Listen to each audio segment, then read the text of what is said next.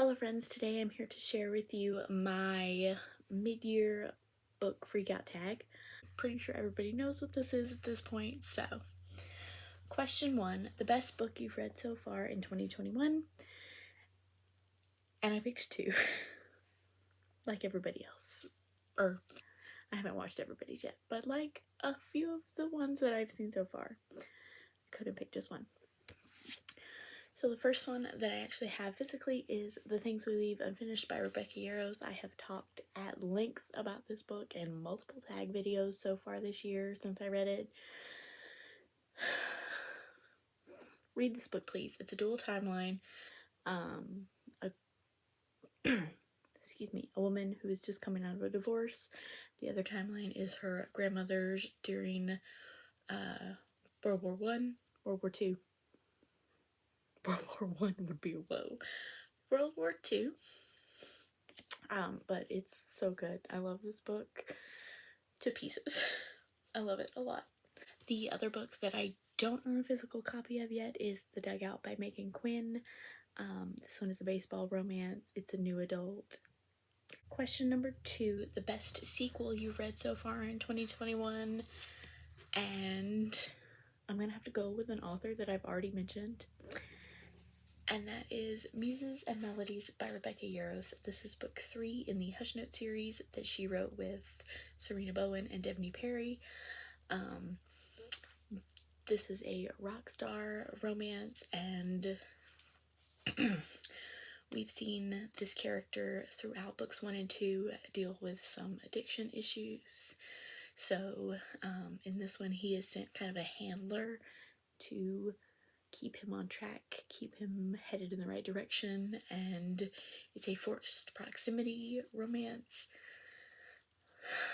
And this book made me cry, and it made me laugh, and I loved it a lot. Question number 3, new releases you haven't read yet but want to.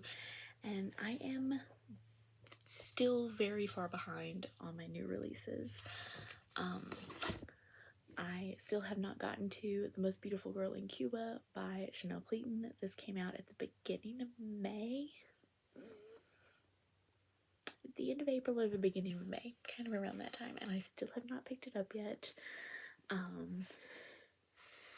This is excuse me. This is a standalone, but it's kind of set in this historical fiction world of Chanel Clayton. And I don't think I've been in the right headspace for that so far, so I haven't picked it up. And then there are a whole bunch of from then till now, but one that actually came out the end of June is Fortunate Son by Jake Brownover. I don't remember what this series is going to be called, but it's a like second generation To Her Marked Men series, which I love.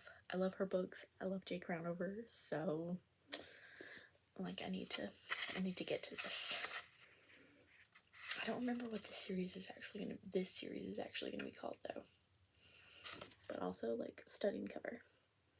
Question number 4, the most anticipated release for the second half of the year. I actually haven't done much looking at releases for the rest of the year. Very unlike me, but I haven't done it. 2 that I do know about are both August. That's Bombshell by Sarah McLean and The Royals Next Door by Karina Halley. I'm super excited for both of those. Question number 5 is the biggest disappointment, and again, I have 2. The first one, I think quite a few people were disappointed, and when I get to watching these tag videos, probably gonna see it pop up a few times. That's The Devil in Her Bed by Kerrigan Byrne. This is book 3 in the Devil You Know series, and compared to books 1 and 2, this one was just a letdown.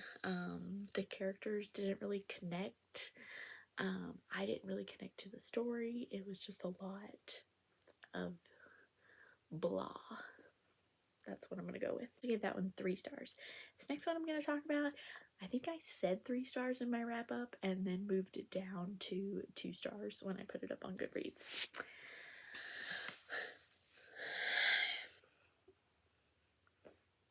this book, sorry, The Crown of Gilded Bones by Jennifer L. Armentrout. This is in her From Blood and Ash series. It's book 3. This book was so boring. So boring.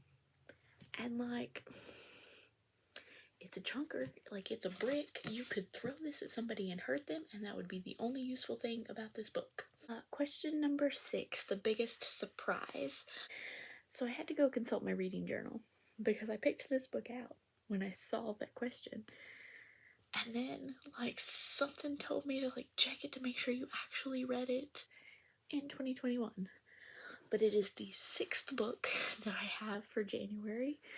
So I read it, thankfully, in 2021, so I didn't have to come up with anything else. But that is Love in Other Words by Christina Lauren.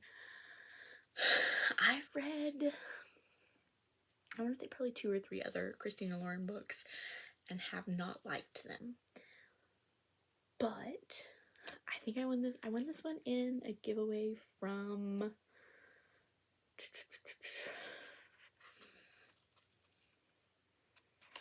I don't remember who.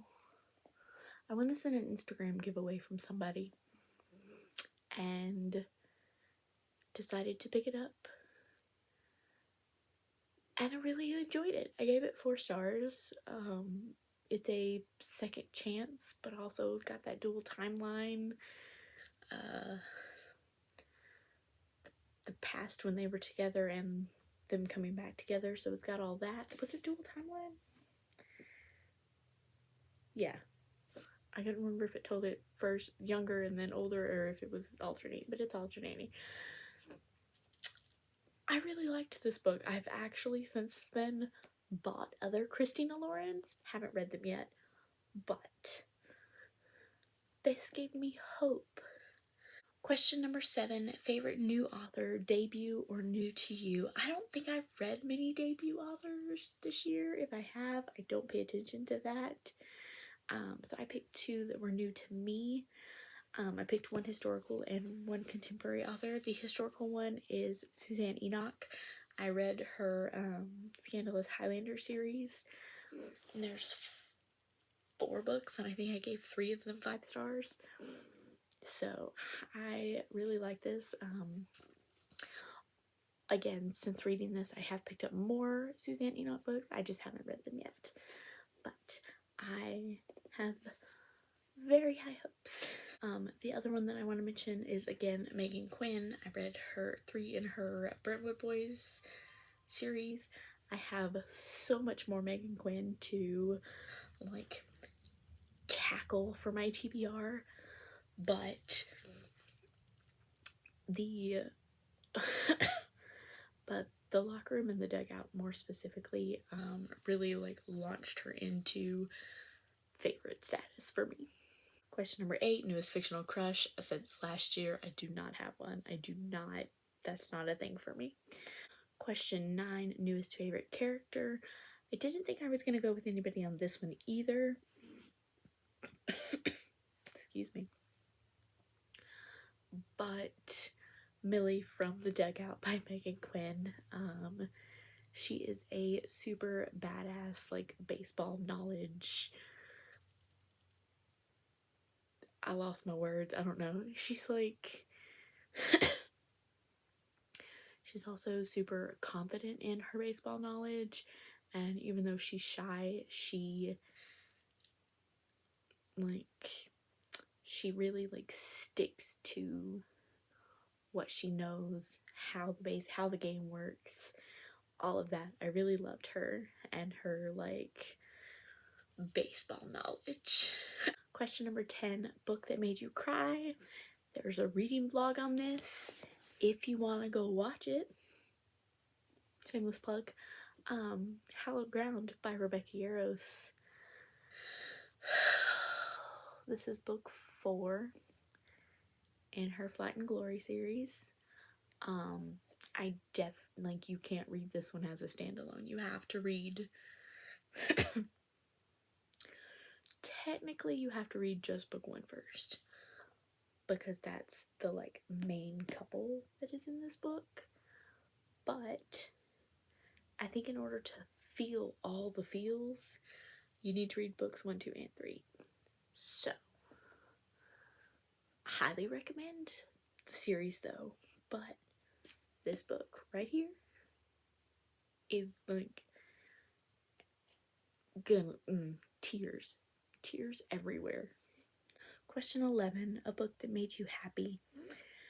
And I couldn't pick just one, so I picked a series. It's a series that I heard a lot about on BookTube and Bookstagram, and then when I finally picked it up, I just understood what all the hype was about. And that was my first Beverly Jenkins series. I read the Destiny series. Book 1, Destiny's Embrace. Book 2 is Destiny's Surrender. And Book 3 is Destiny's Captive. This is a series about brothers. This is so good. It's got funny parts. It's got heart. It's got just like everything you could want in a historical romance. So, highly recommend. Question number 12, the most beautiful book you've bought so far this year. And this is actually a newer purchase for me. I found it at Half Price Books last weekend, 2 weekends ago. I don't remember which. It's the Star-Crossed Sisters of Tuscany by Lori Nelson Spielman. So like basically Italy is on the cover.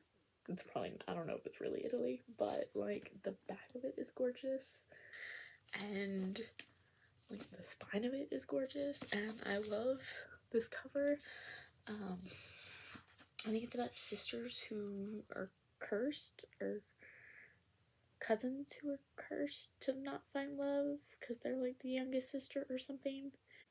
I don't know. It's honestly, it was a total cover buy. And finally, question 13, what books do you need to read before the end of the year? I do not set yearly TBRs, but I am always going to want to read all of the books. So that I need to read all of the books before the end of the year. So that is my mid-year book freakout tag. Thank you guys so much for watching, and I will see y'all next time.